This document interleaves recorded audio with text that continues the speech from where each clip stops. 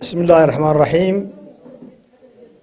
وصلى الله على سيدنا محمد وعلى آله وصحبه أجمعين وحرم هنق بلاران وأنا نهاينين إليا أنكو عبره وسوء شيدين إياه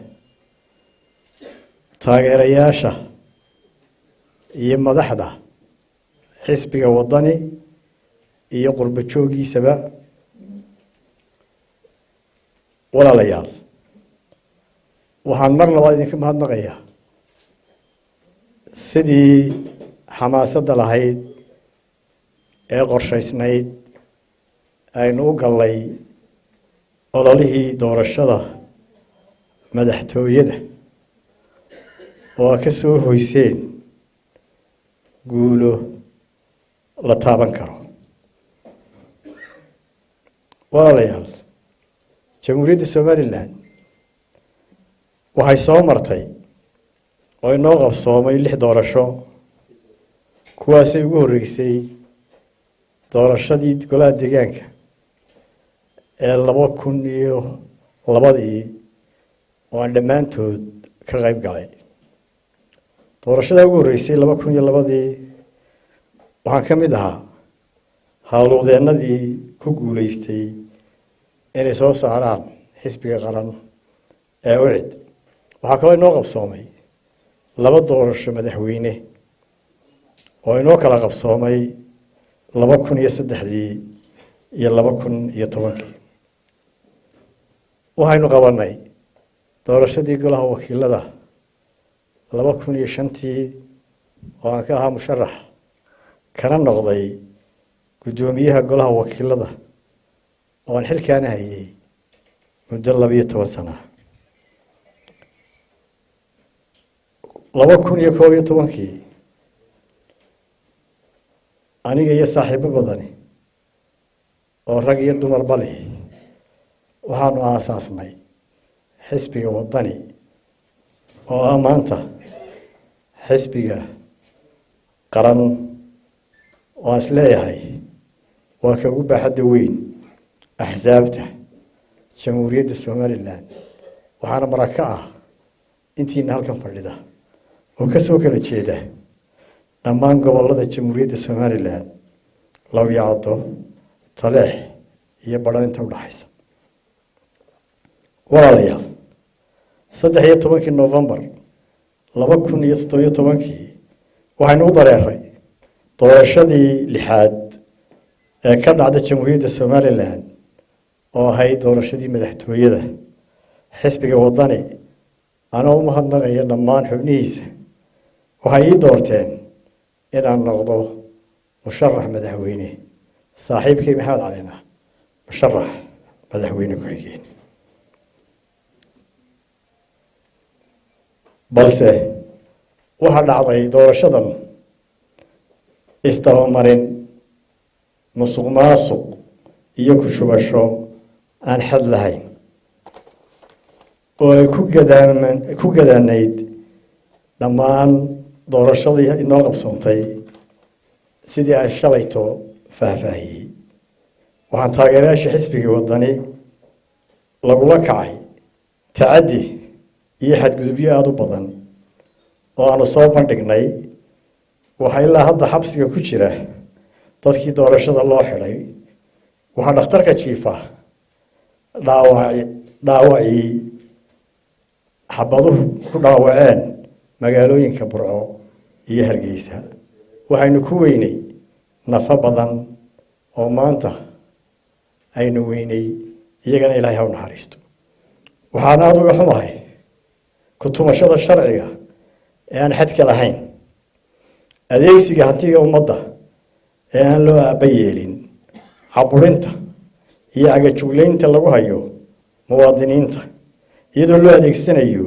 xoogga ciidamada kala duwan ee qaranka Somaliland ee loogu talagalay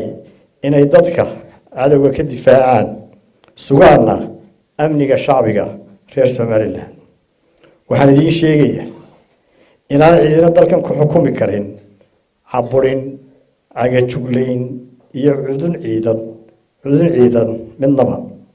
waxaan soo jeedinayaa in shacbiga laga daayo xaalad abuurka iyo kicinta iyadoo meelo aan loo baahnayn magaalooyin iyo xaafado gaar ah la geeyey ciidamo aada u tiro badan oo waxyeeli kara ammaanka qaranka. waxaan u soo jeedinayaa xukuumadda inay sii dayso madaxda iyo taageerayaasha xisbiga wadani ee ilaa imika u xidhxidhan. waxaan kaloo soo jeedinayaa inay magdhow siiso dadkii ciidamadu dhaawaceen iyo kuwii dhintayba. waxaan ka xumahay musuqmaasuqa, sicir bararka, dhaqaalaha bulshada oo halkii ugu hooseeyey maraya maanta, iyada oo ilaa hadda ay xidhan yihiin dhoofkii xoolaha nool oo lafdhabar u ahaa dhaqaalaha dalka. xisbiga wadani isagoo ogsoon inaanay dalka ka dhicin doorasho xor oo xalaali loona adeegsaday xooggii iyo xoolihii qaranka si xisbiga kulmiye talada ula wareego gar iyo gardarraba. xisbiga wadani isagoo qiimeynaya muhiimadda nabadgelyada, degenaanshaha iyo horumarka dadka reer somalilan tacab dheer u soo mareen, isla markaana tixgelinaya duruufaha kala duwan ee muwaadiniinta somalilan. xisbiga wadani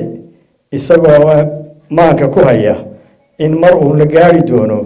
doorasho xalaal ah iyo dalkoo barwaaqo ah oo xaqiijiyey himilada ummadani lahayd ee ahayd in somalilan madax bannaan oo dunidu aqoonsan tahay kana mid a beesha caalamka. markaan la tashaday xisbiga waxaan qaatay maanta go-aan qadhaadh oo aan hubo inaanu farax gelinaynin taageerayaasha codkooda la boobay, kaasoo ah mid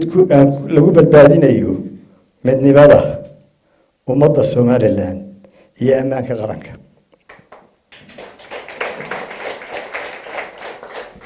umaan tanaasulin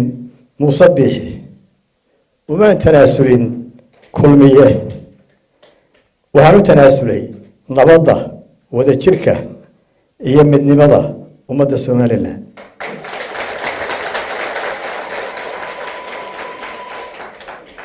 waxaan go-aansaday inaan natiijada gacanku samayska ah ee la dhowrdhoobay aan aqbalo. sidii uu hore u yidhi madaxweyne daahir riyaale, gacantayda somalilan ku burburi mayso. aniguna waxaan leeyahay dalkayga dabacayga u burburin maayo, dadkaygana dhiigooda u daadin maayo.